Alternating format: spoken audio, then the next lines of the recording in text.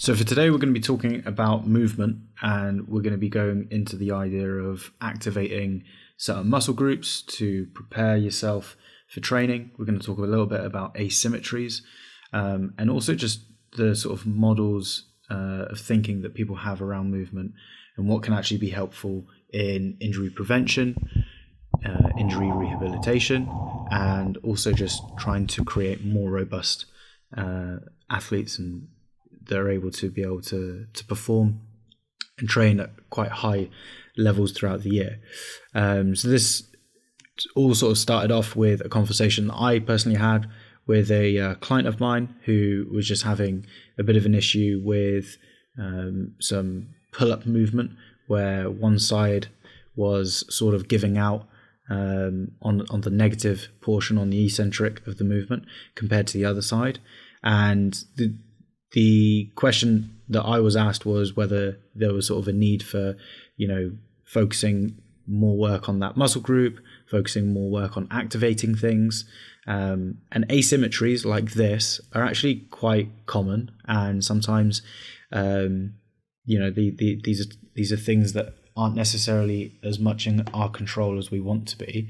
And, a lot of the time it's about trying to regress the movement to a point where control is established, and then incrementally increasing the difficulty of that movement, exactly the same way that you would if you were trying to increase someone's strength, someone's endurance, or someone's movement quality within the said movement. But with the idea of asymmetries, Todd, and the idea of activating muscle groups and certain things like that, like what are some of the things that you have sort of seen and you sort of think about when it comes down to prescribing this stuff, or trying to dissuade people from self-prescribing this type of stuff?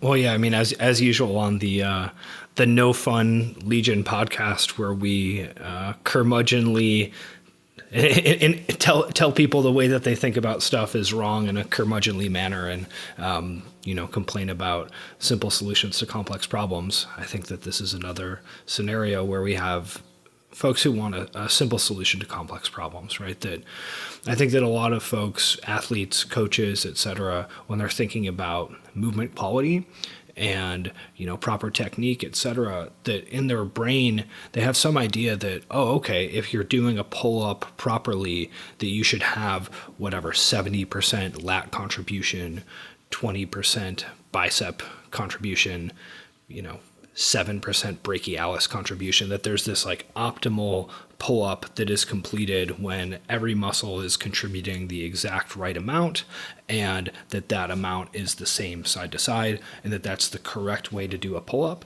And if there's deviation from that something is wrong, and that's going to potentially cause them injury or limit their performance, right? And that sort of intuitively appealing. You're like, yeah, there's a correct way to do it, and I want to do this the correct way, right? Sure, makes sense.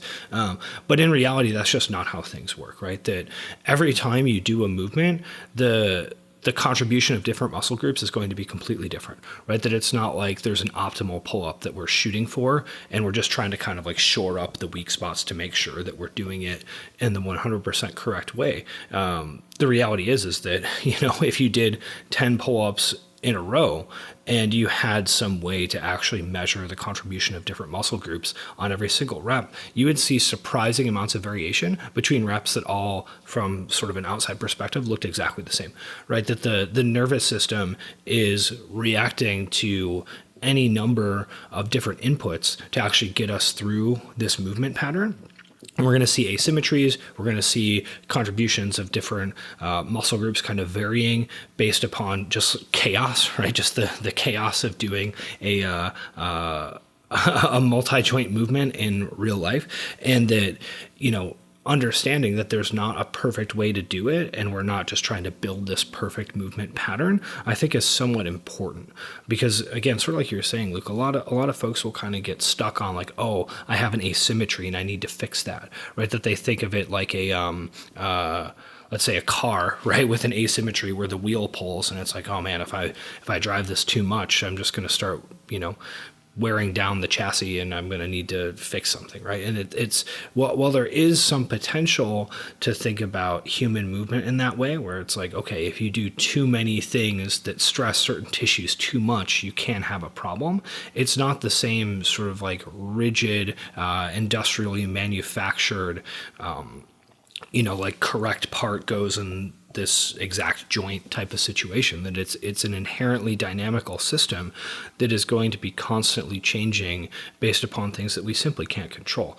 So when we're thinking about trying to improve movement quality or improve movement strategies that people are utilizing, it's much more about, sort of like we talked about in other skill acquisition conversations, right? Putting people in different positions where they have to learn to better utilize strategies that are more effective for the movements that they are doing.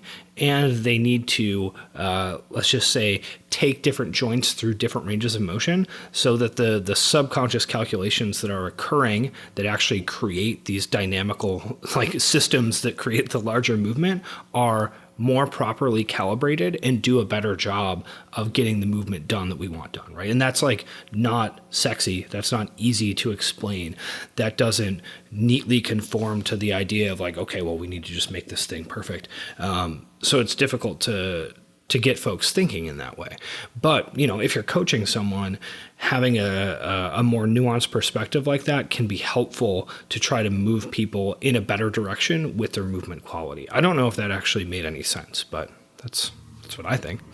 Yeah. So I mean, and just let me try to, because what I'm sort of hearing at the moment is this idea that movement is very much more of a nervous system process than a muscular system process, and it's more about your nervous system almost has these like set programmed movements, and if something is well within your capacity, you're obviously going to see some sort of variation in the muscular contribution to that movement, but generally speaking it's something that's been programmed in and it's being performed by the sort of nervous system, and the muscular system is like the engine or the sort of what is actually carrying it through. And then if, say for instance, a movement is either new, it's too difficult, or you're working at like the limits of capacity within that movement, then you obviously have some form of breakdown, and that's where things like asymmetries can sort of happen. I mean, is that sort of what? I don't know if that's a good, or I don't know if I'm, because well, it's interesting, right? Because trying to think of an analogy for a similar type of system, I think is challenging for me right now. I'm sort of thinking through like, okay, is there something else that behaves in a similar way other than just like another biological system, right? But it's not. I think that, sort of the way you were saying it, it sounds almost like, there's a computer program that runs the squatting movement, or there's a computer program that runs the bench pressing movement. And whenever you run that script, then it just kind of like goes and does this exact sequence. But it's different every time. That there's kind of this meta movement that our nervous systems have an understanding of, right? Which is like, okay, we want to do this type of thing in space, right? And the way that gets done just changes every single time. And I think we've used this analogy before with someone who sprains their ankle, right? That they don't have to think about limping. They're not like, okay, it's time to run the limp program. That they're. I just watched The Matrix a couple of days now, but I get what you mean. Yeah, it's not like, okay, like engage limp. Like limp settings, right? It's not necessarily like that you're sort of thinking, okay, I need to take a step, and your brain has an understanding of potential problems occurring in the lower extremity in certain joints that it doesn't want to move. So it just kind of like develops a different strategy of like, all right, we're going to hip hike and we're going to just swing this leg around and we're going to put it over there. Right. And so that all happens subconsciously, without us having to decide to do that, right? And you can at some level override that, especially as you're healing from, say, an ankle sprain. You can be like, I'm going to actively try not to limp right now. Yeah. And you can try to call up a different pattern to get through that gait cycle. But this idea that there's, this is the right way to do it and it needs to happen this way is not necessarily correct, right? And I think that's applicable to asymmetries as well, that asymmetries are not necessarily wrong or bad. Those are a fundamental aspect of being a human, right? That we will never get rid of asymmetries. And asymmetries, can mean a lot of different things, right? It could mean that we have, a little bit of a hip shift that happens when we squat. It could mean that when we find our stance on squatting, that one foot is turned out more than the other. It could mean that we feel like we're driving more out of our right leg than our left leg. It could mean, like you mentioned, that, when we come down on a pull-up, we feel one side feels stronger than the other, that all of that stuff is fundamental to being human, and we're not going to fix it, right? Our internal organs are asymmetrical, and based upon some of those internal asymmetries, we have larger asymmetries just in terms of how we hold our skeletons in space. And that's not necessarily bad or wrong, right? And that the idea that there's this perfectly fabricated human where everything is in alignment and the correct way of doing things is occurring is just, it's a fantasy. And trying to force people into that, I think, causes more problems than it potentially solves. I don't know if that makes sense. No, I think it does, and I think that there's.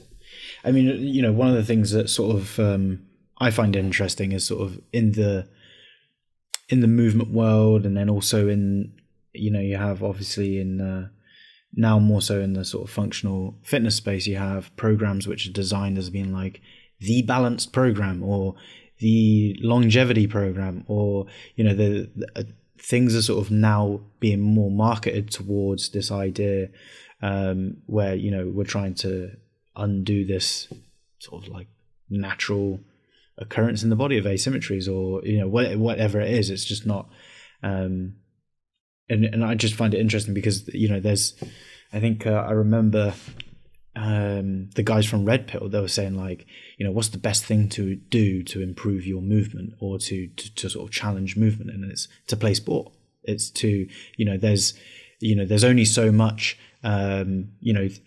three-dimensional lunge matrix and stuff like that you can do, and actually going out and moving and reacting and doing things which are sort of quite chaotic and things like that in itself is actually training the body, and that sort of developing movement patterns. And it's weird, because it's something where I think a lot of people spend a lot of time in the gym, and it's a little bit, you could say, insular in the sense that like they're just trying to create too much of a controlled environment. And there is a part of sort of human nature which is sort of, it's meant to be reactive. It's meant to be, moving in these different ways, and that's how we can actually adapt and develop ourselves. But sort of bringing it back to, something that's a little bit, more actionable for the coach, the athlete, someone who's involved within competitive CrossFit. Would you say that? I mean, I know you would say this, but there's a lot of time being spent doing things which that are sort of good and positive in terms of getting certain muscle groups warmed up and stuff like that, but there just might be a little bit too much of a value being placed on that type of stuff. And then like you're sort of saying before, just a bit of a incorrect way of thinking about it as well. I mean,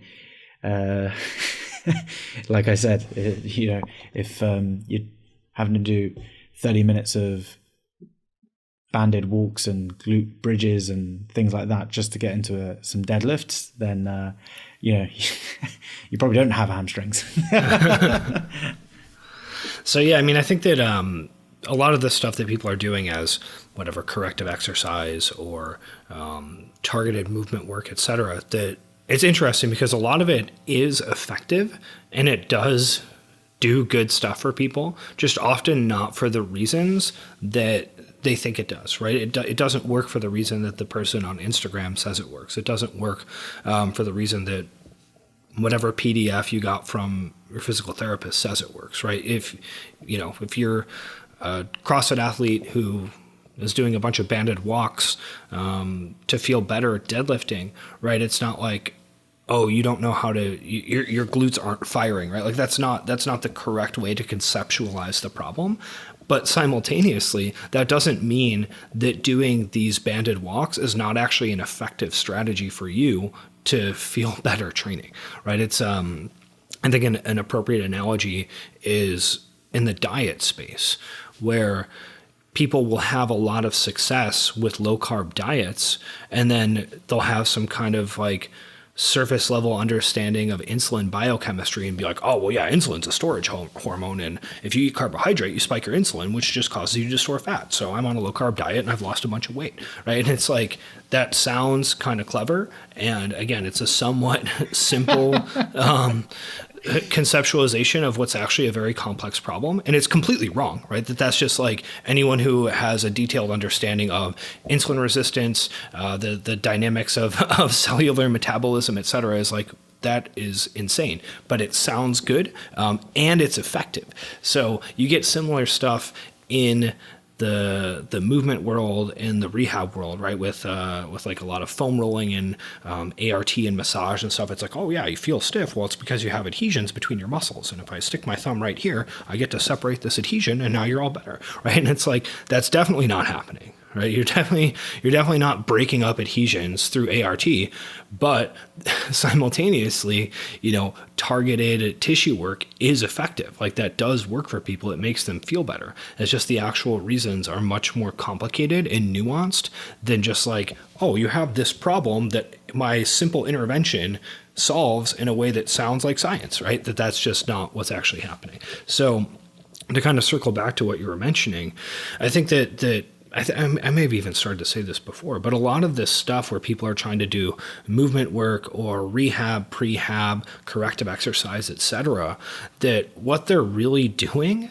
is they are improving their brain's mapping of how a specific joint moves through space and is stabilized in a way that improves their skill at controlling that joint, right? They're not necessarily activating their glutes. They're not strengthening their glutes. They're not, getting a stronger core or whatever. They're developing a better subconscious map of how to stabilize their hip joint in different movement scenarios. And that's an important thing, right? It's like you need to have a good idea of what your hip joint is actually doing. You need to have good subconscious nervous system control of like the larger hip movements, right? Meaning hip extension, hip flexion, whatever, AB and adduction, et cetera, as well as the kind of like smaller roll, slide, and glide of that femur within a pelvis, right? That having control over the larger movement and good strategies for making those smaller movements happen in a way that puts you in a good position to execute a movement effectively, to stabilize effectively, et cetera, that's like an important skill. And doing a lot of weird corrective exercise stuff is effectively just practicing moving your joints in different scenarios under low load, right? And if you have an injury or some discomfort or returning from an injury or discomfort, that's a great way to get back, like to return to play, sort of like we talked about on a previous podcast, right? It's like, okay, I can actually develop a better strategy for doing this, and I can move this joint through ranges of motion without causing significant pain, which will then give me better strategies and a better understanding of how to handle nociceptive signals from this joint in the future, right? And if things go well for me, I can hopefully utilize some of these better strategies in larger scale movement patterns. So, that's difficult to say in like a catchy few sentences, like, oh yeah, strengthen your glutes and you won't use your back too much when you deadlift, but it's just a better way to conceptualize the problem.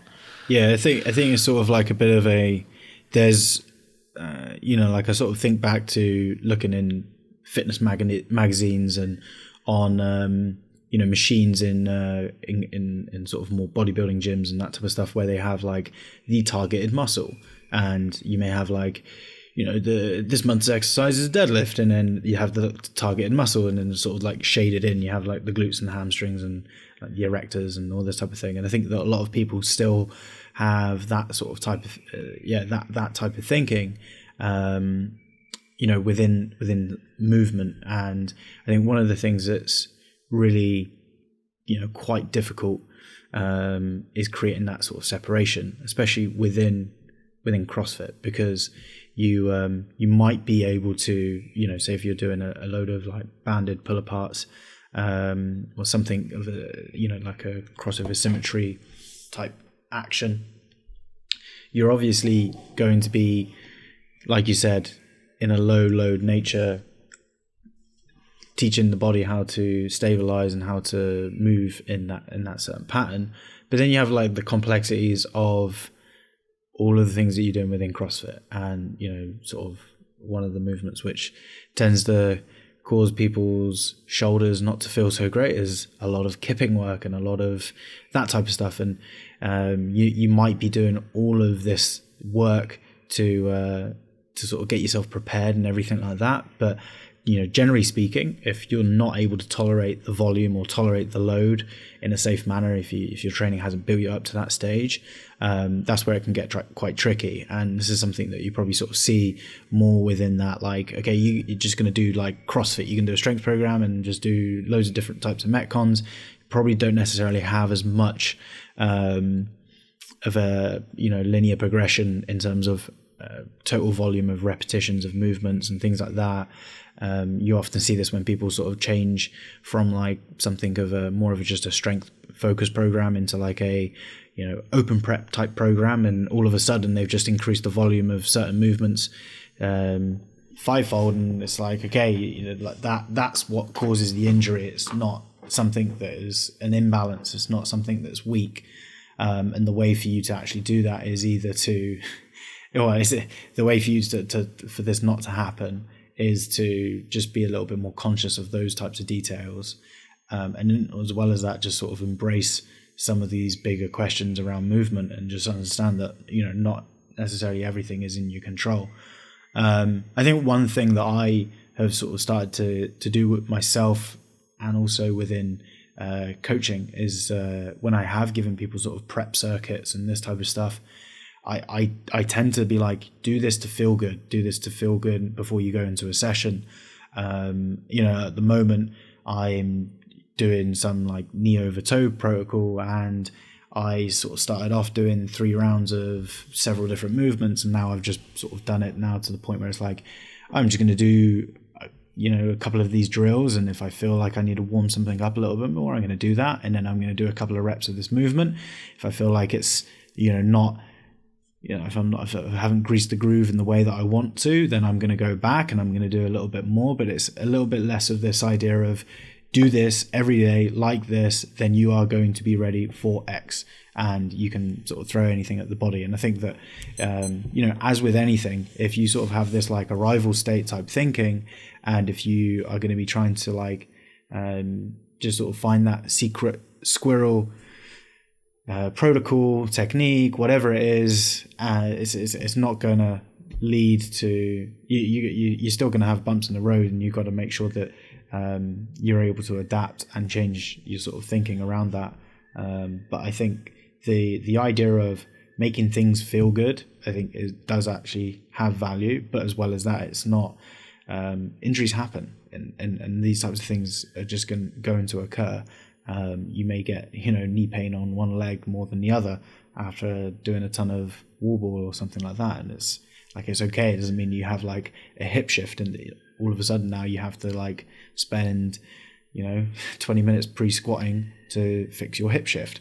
But there's a lot of information out there which does really well, because it's still using that same simple model of this weight machine works these 3 muscles only, and then it's sort of that sort of simple type thinking is then developed on into protocols and that type of stuff, which still works, but it doesn't necessarily work for like the exact reasons that it's set out because of, and a lot of the time this type of stuff it works because there's a bit of brute force method, and it's a little bit of just like throw a load of stuff at it, and see what sticks. Something's going to stick. And as well as that, I think one of the things which is really quite key is when individuals are in this sort of state of like, I'm injured, or I need to rehab or prehab, or I have asymmetries or something like that, there tends to obviously be something that like pulls back a little bit in terms of how much they push in their conditioning, how much they push themselves in their training. They're probably not going into training with a mindset of, oh, I'm just going to smash everything and I'm going to go through everything. And I think that a lot of people, as they do start to like spend more time in the sport, they realize that sometimes you have maybe like 2 or 3 issues which sort of just crop up a couple of times a year, and it's about managing it. And you may get a couple of weeks where you just don't sort of feel anything, it feels good, and then you're back into managing something.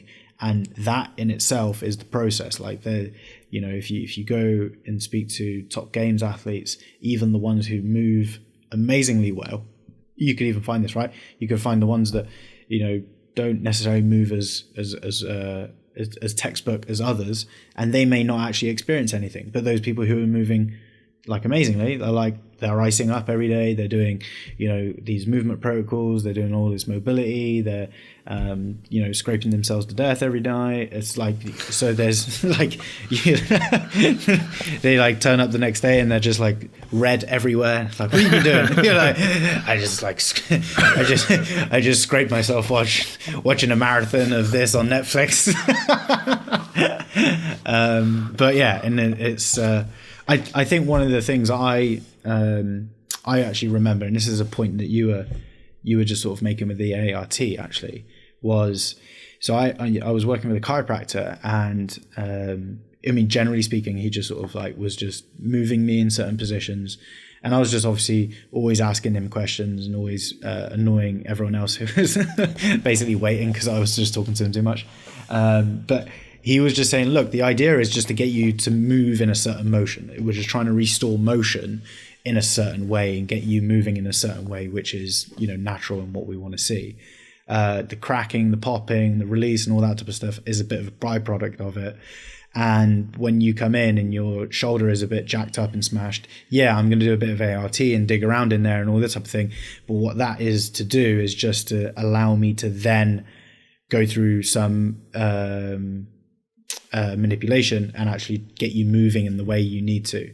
So the idea of like, breaking up adhesions and all this type of thing, I'm not too sure if he tells people that that's what he's doing, but from what he was telling me, it was like very evident that he was just sort of like making a bit of a change here and then trying to go through it. And it reminded me of like the warm-up process. It's like, okay, go 25 foot each direction, going through some glute band walks. All right, now let's go through some kettlebell swings, get that hinge action going. How does that feel? Feel good?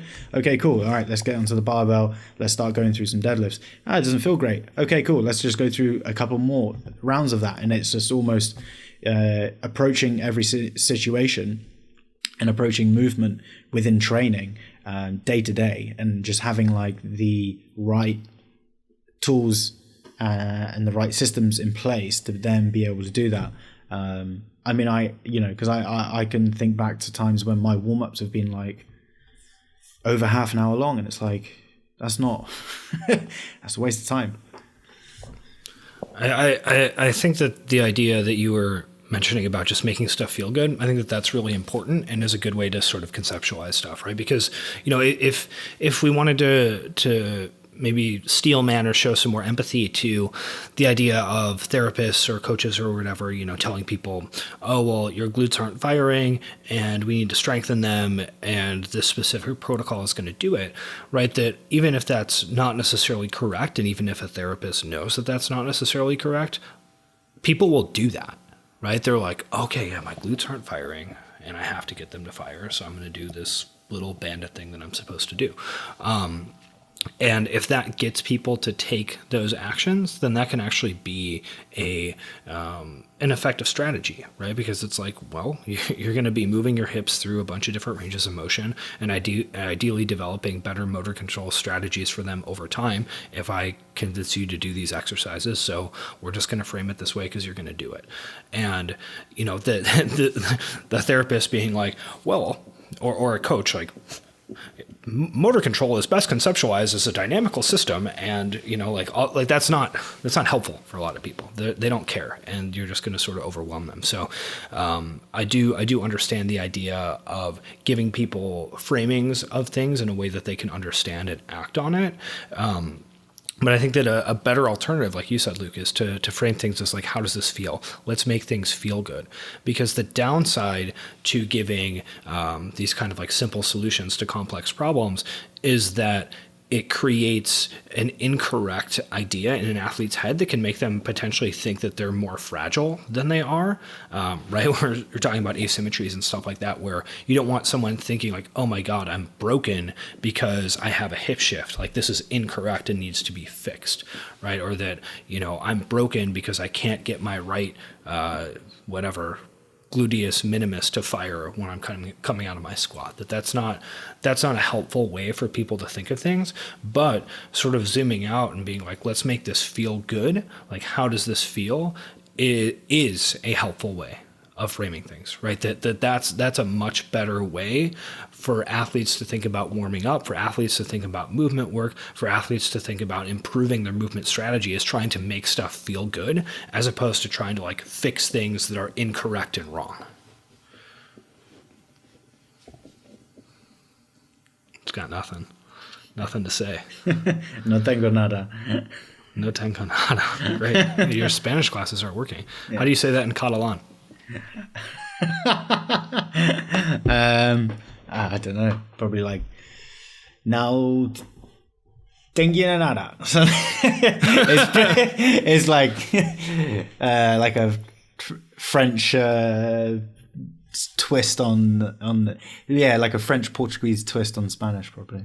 So, but yeah, it's great. Is the tener verb conjugated the same in Catalan?